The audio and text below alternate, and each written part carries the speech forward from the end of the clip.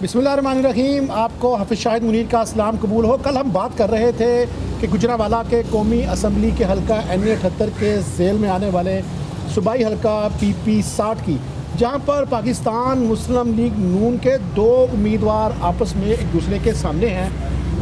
पाकिस्तान मुस्लिम league किस उम्मीदवार को टिकट देता है अभी तक ये तय नहीं हुआ।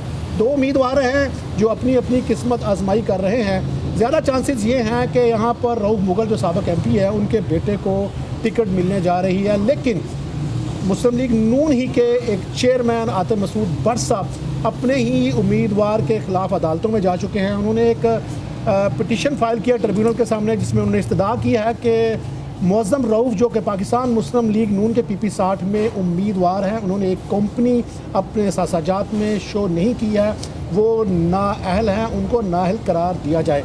आतिफ़ मसूद भट्ट साहब हमारे साथ मौजूद हैं, हम उनसे पूछेंगे। सबसे पहले ये जानने की कोशिश करेंगे कि इस वक्त क्या ज़रूरत पड़ी उनको कि अपने ही उम्मीदवार के ख़िलाफ़ खड़े हो गए। उनकी आवाम में ग्राउंड क्या है, उनके पास ऐसी क्या सियासी हमायत हैं जिसकी बुनियाद पर उन्होंने साबिक़ MPA के बेटे को, जो मुस्लिम लीग नून का MPA का उम्मीदवार बनने जा रहा है, टिकट मिलने जा रही है, उनके खिलाफ उन्होंने पिटीशन फाइल किया। अस्सलाम वालेकुम आतिफ़ साहब, ये बताएं कि क्या वजह है कि आप क्यों इस कदर पुरुमीद हैं। वो साबिक़ MPA हैं, 3 दफ़ा MPA हैं। आपको किस ग्राउंड की बुनियाद पर आपने ये सारा कुछ, आपने पिटीशन भी फ़ाइल करी और अभी तक आप खड़े हैं। एक तो आपने हमें बताना है कि आपके हलके में कौन लोग आपकी सपोर्ट कर रहे हैं, क्या आपके हलके के अंदर जितनी अवाम है, सियासी रहनुमा हैं, वो आपके साथ हैं, कौन कौन से सियासी रहनुमा आपके साथ हैं? जी अस्सलाम वालेकुम। हाफ़िज़ साहब, जो हल्का PP 60 है, इसके अंदर पहली वजह तो मैं आपको बताऊं कि मैं क्यों खड़ा हूँ। मैं खड़ा हुआ था अपने MPA के रवैये की वजह से, ठीक है जी। हमारे PTA दौर में हमारे चेयरमैन के ऊपर पर्चे भी उतरे उनके ख़िलाफ़, मतलब जो आपको पता है कि सियासी तौर पे उनको क्रश करने, इंतकामी कार्रवाई में क्रश किया जाता रहा। एक हमारे चेयरमैन शाहिद बिंडर साहब, उनको डकैती के पर्चे में रूप थाने में ले गए। हम इनके पास गए, इनको कहा जी हमारा चेयरमैन है, हमारा साथी है। मुग़ल साहब के पास गए, हाँ जी, और खुरम साहब के पास भी गए। इनके पास गए, इनको कहा जी हमारा चेयरमैन है, हमारा उसको वो क्रश हो रहा है, वो पकड़ा गया है, PTA दौर है, तो आए उसका कुछ करें, उसकी मदद करते हैं। तो इन्होंने जनाब का अच्छा चलते हैं जी, करते हैं सुबह शाम। अभी फिर जितनी हमारी कैपेसिटी थी, जितने जोगे हम लोग थे, हम लोग उधर उनके पीछे जाते रहे। उनको 17-18 दिन लगे उसकी ज़मानत करवाने में, वो हम लोगों ने खुद ही करवाई। फिर एक हमारे चेयरमैन है गुलाम मुर्जा चीना साहब, उन पर 302 का मुकदमा डल गया, और उसके बैक पे भी PTI के जो मुखालिफ MPA कैंडिडेट थे, ज़फ़रुल्लाह चीमा साहब वगैरह ने पैर रखा हुआ था। तो उनके लिए भी जाते रहे, इन सब के पास जब जाते रहे, इनको कहते जी उनकी मदद करें, तो ये लोग उधर भी इन्होंने आए बाएँ शाएँ किया। हमारे पे MP की छतरी ही नहीं थी जो पिछले 5 साल। तो MNA साहब हमारी मदद करते रहे हैं, वो हमारे आते रहे हैं, मगर वो भी जिस तरह उनको चाहिए था उस तरह उन्होंने मदद नहीं की, मगर वो हमारे मदद करते हैं। ये कहना गलत हो गया कि वो साथ नहीं चले। वो शायद वो मिनिस्टर थे, वो बिजी आदमी थे, इसलिए भी शायद टाइम ना दे सके, मगर हम लोग चलते रहे। फिर हम लोगों ने आपस में बैठ के ये सोचा कि यार ये तो कोई तरीक़ेकार नहीं है कि एक MPA की छतरी नहीं है। फिर हम चेयरमैन इकट्ठे हुए, हम लोगों ने कहा यार अगर ऐसे है तो इन्होंने जो वैक्यूम छोड़ा है उसको फिल करना चाहिए। और फिर सब ने मिल के ये फ़ैसला किया है कि जनाब तुम हमारे साथ चलते रहे हो, तुम टाइम देते रहे हो, तो लिहाजा तुम ही अब सामने आकर लीड करोगे, मैं खड़े हो हमारे सामने आके जी। और ये हमने, और पार्टी की वायलेशन नहीं करनी, ये भी हमारा एक फ़ैसला था जी कि हम पार्टी के साथ हैं, पार्टी की वायलेशन ना हो जी। मलिक मतीन अवान साहब हमारे चेयरमैन हैं, राना तारिक साहब हैं, उसके बाद आप आ जाएँ राना नदीम साहब हैं, सबसे बढ़कर हमारे जो गुजरात के मेयर शेख सरवत इकराम साहब हैं, वो हमारे साथ हैं। उसके बाद आप खालिद डार, मिसेस खालिद डार स्पेशल सीट पे वो चेयरमैन थे, वो हमारे साथ हैं। अपना राना आबिद साहब वाइस चेयरमैन हमारे साथ हैं। उमर चीमा साहब वाइस चेयरमैन हैं, वो हमारे साथ हैं जी। और जिन जिन हलकों में चेयरमैन हमारे साथ, वो वाइस चेयरमैन आ गए हैं। अच्छा जी, अमजद साहब हैं खालिद मुग़ल साहब के हलके से, जगना से, वो हमारे साथ हैं। उसके बाद आप कलीमुल्लाह खान जो PTI के चेयरमैन थे, उनके वाइस चेयरमैन हमारे साथ हैं जी। तो इस तरह तकरीबन आप लगा लें कि 21 की तादाद है जी जो हमारे साथ है, चेयरमैन तो वाइस चेयरमैन की, और काउंसलर्स की 80+ ये हमारे साथ खड़ी हुई है। हम लोग जी ऑन ग्राउंड है, हम ग्रास रूट लेवल से हाफ़िज़ साहब आए हैं और ऑन ग्राउंड हैं और खड़े हुए हैं। और पार्टी को भी इल्म है, पार्टी ने मुख्तलिफ सर्वेज़ करवाए हैं जिसके अंदर मतलब स्पेशल ब्रांच भी है, आईबी भी है, मोर एजेंसीज होंगी, और वो उन सब में यही जा रहा है कि जनाब हम लोग बेहतर हैं। क्योंकि 5 साल तो ये बिल्कुल ही हमारे एमपी गायब रहे ना, इनकी छतरी नहीं थी। ये जब इलेक्शन अब आया तो ये मुसलत फिर हो गए आके हम पे। इसलिए और उसके बाद एक और जो आपको मैं पॉइंट बताऊं, मौज़म साहब मेरे पास घर आए, बहुत मुगल साहब और मौज़म शरीफ आदमी हैं, कारोबारी है, पर ये सियासी नहीं है, ये सियासत नहीं कर सकते, ये वक्त नहीं दे सकते, कारोबारी करते थे, फैक्ट्री ऑनर हैं ये। इन्होंने नेक्स्ट भी यही करना है, अगर इनको अल्लाह ने टिकट दिया तो फिर यही करेंगे, 5 साल आवाम के ज़ाया ही करेंगे। तो ये मेरी तरफ आए, इनसे मैंने एक सवाल पूछा, मैंने कहा जी ये क्यों होता रहा है, क्या वजह कि आप हमें वक्त नहीं देते रहे, हमारे कोई काम नहीं होते रहे। उन्होंने कहा जी इसकी सबसे बड़ी वजह है कि जो बड़ा घर है ना जी, वो हमें इख्तियार ही नहीं देता।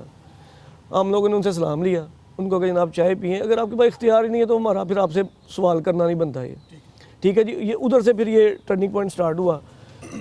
इनसे भी हम मीटिंग करते, इनके पास जाते भी रहे मौज़म साहब को, इनको कहा आएँ चलें फ़लाँ इदारे में, वासा में चलें, सॉल्ट वेस्ट में चलें, पर वो उनके पास एक ही जवाब था जी हमारे पास इख्तियार ही नहीं है जी, हमें बड़ा कर इख्तियार नहीं ये देता। होता है कि मकामी जो एमएनए होता है उसकी बड़ी सपोर्ट होती है, तो हमारे जो एमएनए साहब हैं वो मौज़म साहब की तरफ हैं या आपकी तरफ हैं, वो किन को सपोर्ट जी जब ये सारा मामला स्टार्ट हुआ तो मैं खुर्रम साहब के पास गया, मेरे बड़े भाई हैं, उनके पास जाके उनको मैंने रिक्वेस्ट की कि अब ये मसला चल रहा है, मैं कहा जो हमारे चेयरमैन और वाइस चेयरमैन और काउंसलर्स हैं वो मेरे साथ हैं, तो वो हम चाह रहे हैं कि हम अपना कैंडिडेट दें।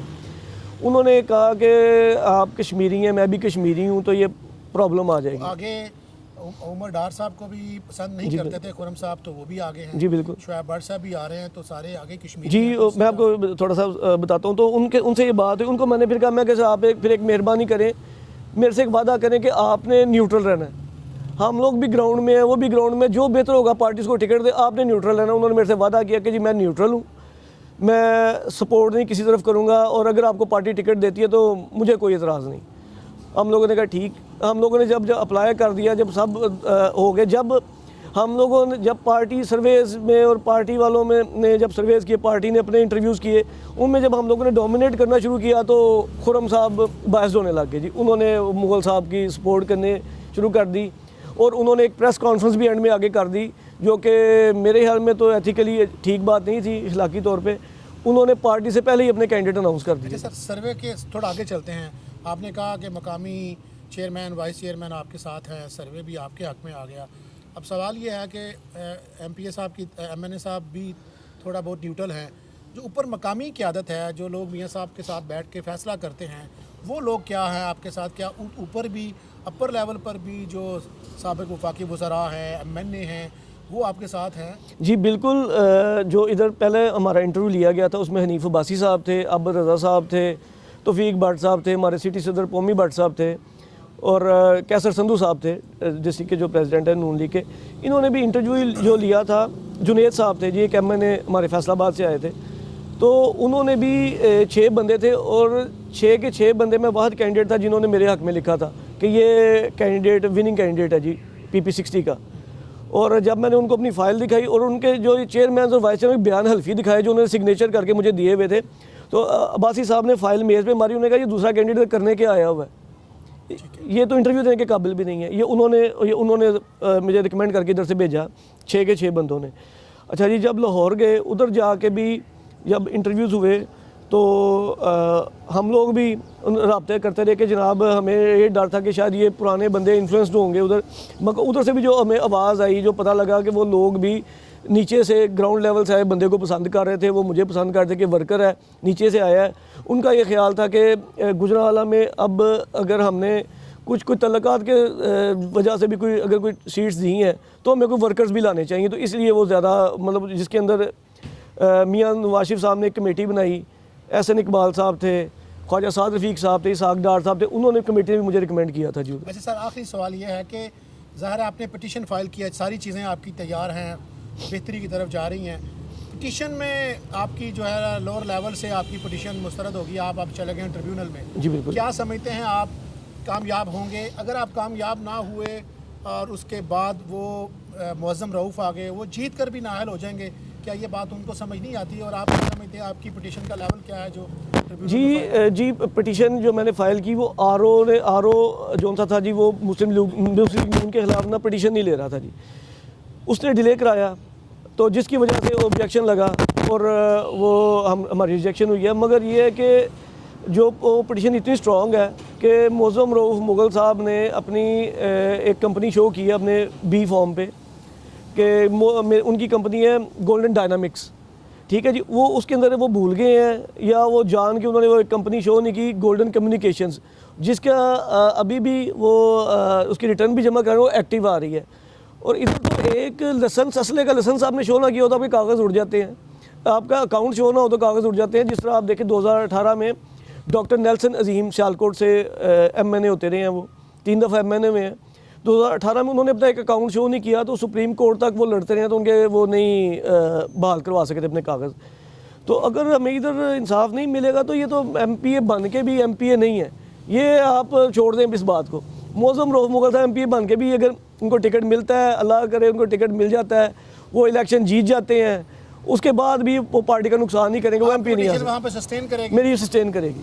Thank you very much. आपने आतम मसूद भट्ट साहब की बात सुन ली, उन्होंने कहा कि ग्राउंड पे भी मैं मौजूद हूँ, सियासी जो मेरे यहाँ पर सर्वे हुआ उस समय भी मैं मौजूद हूँ, हमारे मकामी MNA भी 70-80% न्यूट्रल हैं, अगरचे वो उनकी हमायत कर रहे हैं। अगर पार्टी मुझे टिकट देगी तो ज़रूर आ जाएंगे। पटिशन भी उनकी फ़ाइल, उनका अगर मेरी ट्रिब्यूनल में पटिशन फ़ाइल है, अगर मैं पटिशन में कामयाब ही ना हुआ तो मेरी पटिशन चलती रहेगी। मुअज़्ज़म जीत कर भी हार जाएंगे और वो इस लड़ाई को मंतकी अंजाम तक पहुँचाए बिना नहीं बैठेंगे।